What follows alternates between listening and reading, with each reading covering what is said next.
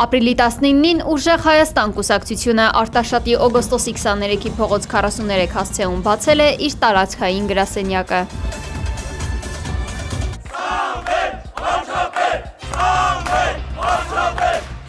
Գրասենյակի պաշտոնական բացումից հետո կուսակցության անդամները բացմանը եկած արտաշատցիների հետ քայլերթ են կազմակերպել, Արտաշատի փողոցներով, շփվել քաղաքի բնակիչների հետ։ Իր ելույթում կուսակցության քաղաքորդի անդամ Նարեկ Կարապետյանը նշել է, որ հենց Արարատի մարզում վերջին 8 տարում աճել են հանցագործությունները, իսկ տնտեսությունը գրանցել հետաճ։ 35%-ով կրճատվել է ցանկատարածությունները, բոլոր համարյա ցանկատարածությունները բացի խաղողից եւ ծիրանից։ Երկու անգամ ծորենի ցանկատարածությունները 8 տարում կրճատվել են։ Առևտուրը 22 եւ 24 թվի համեմատ իջել է։ Մարզը թուլանում է։ Մարզում 9000 հեկտար ջրի պակասի պատճառով, մթերման պակասի պատճառով չի ցանվում։ Այգի չկա։ Մենք փոփոխությունը բերում ենք մարզի համար, որպիսի մարզում չլինի գետ 1 հեկտար, Հայաստանի ամենաբերի մարզում Արմավիրն ու Արարատը, մեր Արարատյան ընդհանուր հովիտը ամենաբերի հատվածն է։ Չլինի մի մետր, որ բերք չտա, որ չկերակրի ամբողջ տարածաշրջանը։ Քաղաքացիական պայմանագրի հերթական ներկայացուցիչն է ներողություն խնդրել քաղաքացիների հասցեին հնչեցրած հայհոյանքների համար։ Գյումրիի քաղաքապետի նախկին թեկնածու Սարիկ Մինասյանը կիրակնօրյա ավտոերթի մասին Facebook-ում գրառում էր արել եւ քաղաքացիները կոշտ, բայց ոչ հայհոյախառն բառերով քննադատել էին իշխանության կազմակերպած ավտոերթը Երևանից Գյումրին։ Խիստ քննադատությանը ԿՊԱ-ական Սարիկ Մինասյանը պատասխանել էր հայհոյանքներով ու պահանջել մեկնաբանություն թողնողներից հեռախոսահամար, ըստ էության հանդիպելու հաշիվներ պարզելու համար։ Այսօր Մինասյանը Facebook-ի էջում գրել է, թե սխալ է թույլ տվել, որի համար ներողամտություն է հայցում։ Անկախ մարդու կրծքերի զբաղվածությունից։ Չի կարող այնպես լինել, որ մարդը կատարի օրենքով արգելված արարք, քրեական օրենսգրքով արգելված արարք եւ հղում անելով իր կրծքերին ասի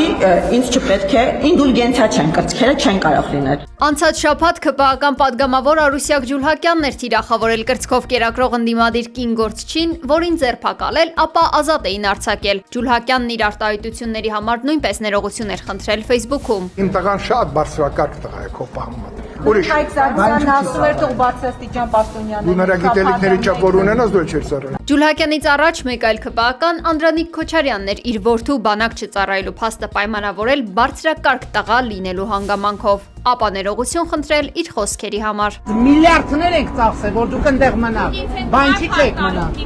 Ես ձեզ հետ կխոսամ տենց։ Ես տենց կխոսամ ձեզ հետ տենց։ Քոչարյանից առաջ էլ Նիկոլ Փաշինյանն էր Արցախից բռնի տեղահանված երիտասարդ կնոջ վրա մատ թափ տվել, բղավել նրա վրա, ապա ներողություն խնդրել։ Հարգելի Տիկին Մոսյան, ես ձեզնից եւ ձեր որդուց ներողություն եմ խնդրում։ Մենք ուժեղ օրգանական կապով կապված ենք մեր ժողովրդի հետ։ Մենք ուժեղ օրգանական կապով կապված ենք մեր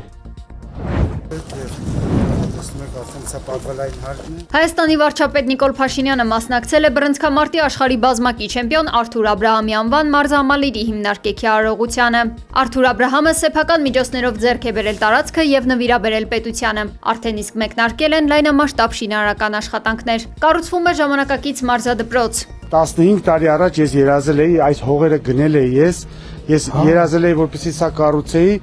կողքը կառուցել եմ այգի եւ այստեղ այս հողը գնել եմ 16 տարի առաջ եւ նվիրել եմ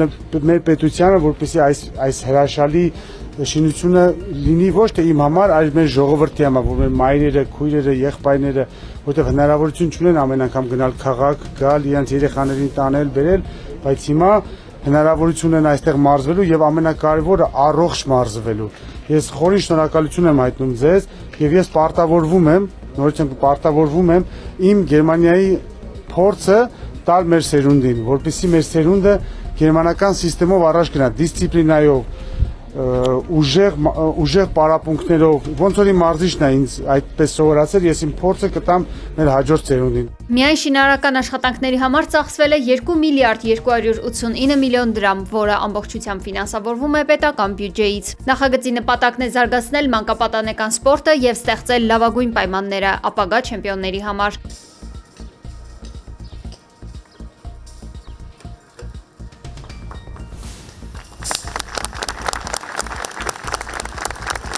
Հայաստանի Հանրապետության վարչապետ Գյուղապաշտպան Սրտանց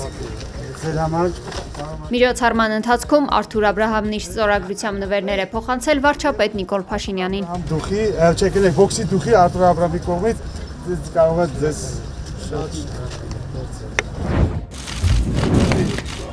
Իսրայելը զրկվել է Եվրամիության ներսում իր ամենահուսալի դաշնակցից Հունգարիայից նոր վարչակազմի իշխանության գալու ֆոնին։ Գերմանիան մտահոգվել է պաղեստինյան տարածքներում տեղի ունեցող բռնությունների համար, իսկ Իտալիան կասեցրել է պաշտպանական համաձայնագիրն Իսրայելի հետ Լիբանանում իրականացված հարձակումների պատճառով։ Միությունում արդեն քննարկվում է Իսրայելի հետ առևտրային հիմնական համաձայնագրի հնարավոր կասեցումը։ Տարածաշրջանային լարվածության սրման պայմաններում Իսրայելի անվտանգության կաբինետը նիստ է գումարել քննարկելու Իրանի եւ Լիբանանի հարցը։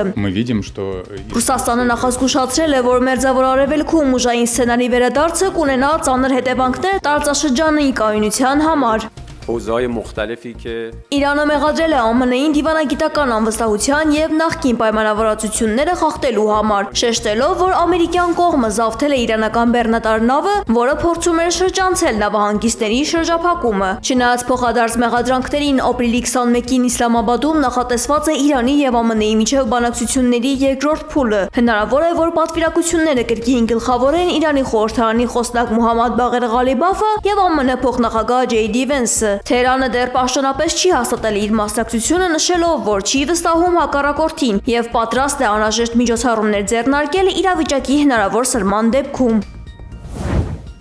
Իրանում 2 մարդ մահապատժի է ենթարկվել։ Նրանք մեղադրվում են իսրայելական Մոսադ հետախուզական ծառայության հետ համագործակցելու եւ երկրի ներսում հարձակումներ պլանավորելու համար։ Ըստ իրանական լրատվամիջոցների հանցագործները ընդգրկվել են լրտեսական ցանցում եւ հատուկ վերապատրաստում են անցել արտերկրում, այդ թվում Իրաքի Քուրդիստանում։ Միևնույն ժամանակ սկանդալային միջադեպ է գրանցվել հարավային Լիբանանում, որտեղ իսրայելցի զինվորը նկարահանել է, թե ինչպես է ոչնչացնում Հիսուս Քրիստոսի արձանը։ Տեսանյութը մեծ արձագանք է ստացել, ինչից հետո իսրայելական բանակի հրամանատարությունը հայտարարել է, որ տեղի ունեցած այս դեպքը կենթարկվի մանրամասն եւ համապարփակ հետաքննության։